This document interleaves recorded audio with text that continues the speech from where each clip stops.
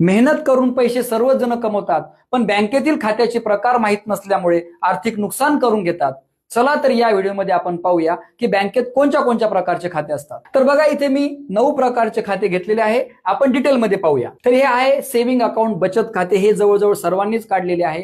एक बचत आपण या खात्याच्या माध्यमातून करत असतो. आपल्याला एटीएम सुविधा, नेट बँकिंग भेटत असती आणि घरात ठेवून पैशाला व्याज भेटत नाही, म्हणून आपण 2 ते 2.5% किंवा 3% व्याज या अकाउंटवर भेटतं. हे सर्वसामान्यांसाठी खातं आहे. करंट अकाउंट कोणासाठी? तर जे व्यावसायिक लोक आहेत, कंपन्यांसाठी करंट अकाउंट असतं. तर करंट अकाउंटमध्ये ते कितीही पैसे जमा करू शकतात, कितीही पैसे काढू शकतात, दैनंदिन व्यवहार करू शकतात. त्याच पद्धतीने त्यांना ओव्हरड्राफ्टची सुद्धा सुविधा असते. कधी कधी पेमेंटसाठी पैसे जर नसेल तर बँक सुद्धा अरेंज करते. जर तुमचा व्यवसाय असेल तर तुम्ही याचा विचार नक्की केला पाहिजे. सामान्यांसाठी अतिशय महत्वाचं म्हणजे फिक्स्ड डिपॉझिट अकाउंट. समजा तुमच्याकडे 1-2 लाख रुपये आहेत, 2-3 लाख रुपये आहे आणि ते तुम्हाला 5 वर्षानंतर त्याचं काम आहे, तर तुम्ही सेव्हिंग अकाउंटमध्ये न ठेवता त्याला फिक्स्ड डिपॉझिट अकाउंटमध्ये तुम्ही ट्रान्सफर केलं पाहिजे.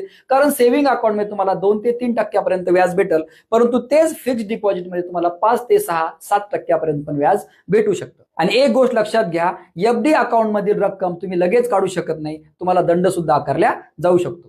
बघा, रिकरिंग अकाउंट म्हणजे रोज पैसे जमा करायचे. तर काही जे छोटे उद्योजक असतात, पैसे कमवणारे असतात, ह्यांनी रोज पैसे जमा करायचे असतात आणि एका ठराविक कालावधीनंतर त्यांना तेवढे पैसे भेटत असतात आणि त्या निमित्ताने ते थोडं शिल्लक काम पण करत असतात, म्हणून याचा सुद्धा विचार सामान्य माणसांनी केला पाहिजे. त्यानंतर सॅलरी अकाउंट. हे काही जास्त सांगायचं काम नाही. हे पगार खातं असतं. या ठिकाणी पगार जमा होतो आणि त्यानंतर तो आपल्याला वापरता येतो. त्यानंतर आहे जॉईंट अकाउंट म्हणजे संयुक्त खाते. बघा, अतिशय महत्वाचे. जर तुमच्या दोघांमध्ये प्रॉपर्टी असेल, दोघांमध्ये व्यवहार असतील, नवरा बायको असू द्या, भाऊ भाऊ असू द्या, बहीण भाऊ असू द्या, ज्यांना जर एकमेकांबरोबर तेवढा विश्वास जर नसेल तर तुम्ही जॉईंट अकाउंट काढलं पाहिजे. कारण ते पैसे दोघांच्या सहीशिवाय काढता येणार नाही. बघा, सुरुवातीला थोडंसं कठीण वाटेल, पण भविष्यामध्ये ह्याचा विचार तुम्ही नक्की करा. कारण पैसे काढताना दोघांच्या सहीची पण गरज असते. जे बाहेर देशात जॉब करतात आणि त्यांना इकडे पैसे पाठवायचे असतात किंवा इकडून पैसे तिकडे पाठवायचे असतात, तर त्या ठिकाणी NRI अकाउंट काढले जातात. जनधन खाते. अतिशय दुर्बल घटक ज्यांना खातं काढायला पण पैसे नाहीत, त्यांच्यासाठी सरकारच हे खातं उपलब्ध करून देतं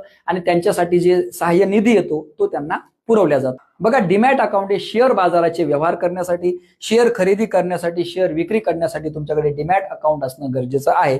पूर्वी हे ऑफलाईन व्हायचे, पण आता ऑनलाईन सगळ्या गोष्टी झाल्या, म्हणून खूप सारे फायदे आपल्याला या ठिकाणी पाहायला भेटतात. पण शेअर मार्केटमध्ये गुंतवणूक करण्याच्या अगोदर थोडा अभ्यास आणि रिसर्च करणं खूप गरजेचं आहे. तर फक्त सेव्हिंग खात्याचा उपयोग न करता इतर बाकीच्या खात्यांचा पण उपयोग करा आणि एक समृद्ध युवक बना. भेटूया पुढच्या व्हिडिओमध्ये. जय हिंद, जय महाराष्ट्र.